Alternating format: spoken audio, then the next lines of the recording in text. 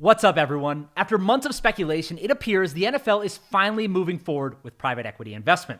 According to Sportico's Brandon Coffey, an NFL committee that includes Commissioner Roger Goodell, Chiefs owner Clark Hunt, Browns owner Jimmy Haslam, Patriots owner Robert Kraft, Falcons owner Arthur Blank, and Broncos owner Greg Penner met with some of the world's largest private equity funds last week to hear their pitch on why the NFL should allow private equity investors to own capital in each individual franchise. Now, these were some of the biggest and heaviest hitters in all of finance. We're talking about places like Blackstone, Carlyle, and CVC, who collectively had nearly $2 trillion in assets under management and were present at the meeting with the NFL. And Sportico says the NFL is expected to vote on this private equity proposal later this month. Now, I know what you're going to say. Private equity ruins everything, and we are supposed to get angry every time they are mentioned. However, the reality is that every other major U.S. sports league already allows private equity investment, and the NFL is sort of now at a place where it's kind of necessary. Let me explain. Arctos Sports is probably the best example. After the NBA, MLB, NHL, MLS, and NWSL adjusted their rules to allow owners to find liquidity by soliciting private equity capital, the Dallas-based private equity firm has raised over $5 billion already and purchased a ton of minority stakes in a bunch of different teams, including the Golden State Warriors, Philadelphia 76ers, Sacramento Kings, Los Angeles Dodgers, Boston Red Sox, Pittsburgh Penguins, Liverpool FC, Paris Saint-Germain, and even Aston Martin's Formula One team. Now, the rules differ from league to league, but the easiest way to understand this is that U.S. Sports League, I'm talking about the NBA, MLB, NHL, and MLS, now allow each team to sell up to 30% of its equity to private equity investors. No private equity firm can own more than 15 to 20% of an individual team. But rules do allow them to invest in other teams too.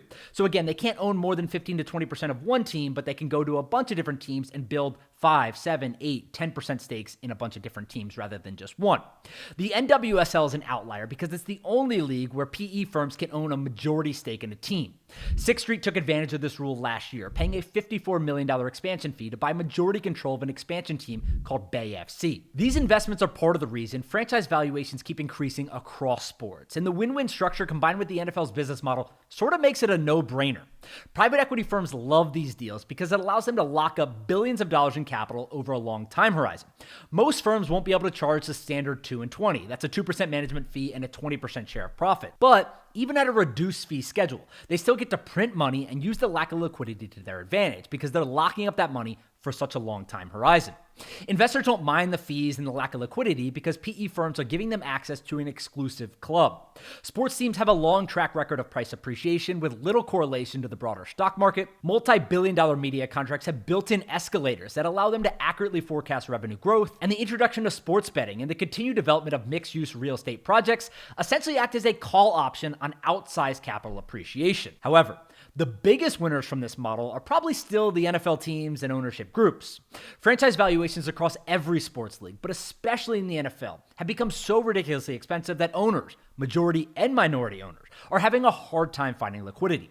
People want to invest in sports teams, of course, but the problem is that there are few people who want to write a check for hundreds of millions of dollars for minority stakes, only to realize they get nothing outside of season tickets and some parking passes. This is precisely why the PE model is so important. It provides existing ownership groups with fresh liquidity to take long-term capital gains off the table and reset the team's capital structure. And the league even stands to benefit because the fresh new capital helps facilitate the continued growth of league-wide franchise valuations. So yes, I expect this proposal to pass later this month. The NFL's rules will probably look different from everyone else. As Roger Goodell said to CNBC earlier this year, that the league would cap private equity investment at 10% per team to start. And it's important to remember that these are passive stakes, meaning these private equity firms have no voting rights, no decision-making, or anything else. They simply put capital in the business and hope it grows over time. Roger Goodell told CNBC, quote, "As sports evolve, we want to make sure our policies reflect that. We've had a tremendous amount of interest from private equity firms, and we believe this could make sense for us in a limited fashion. Probably no more than 10% of a team.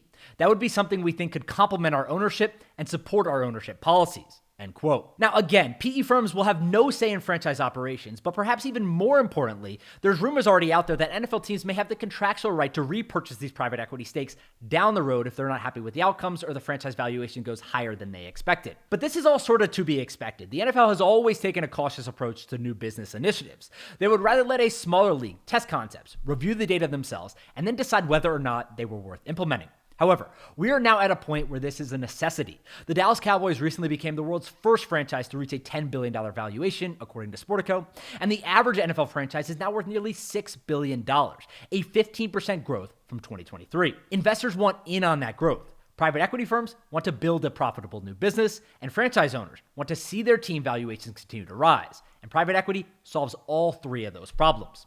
I hope you enjoyed this breakdown. If you did, please subscribe to the channel. I make weekly videos breaking down the business and money behind sports.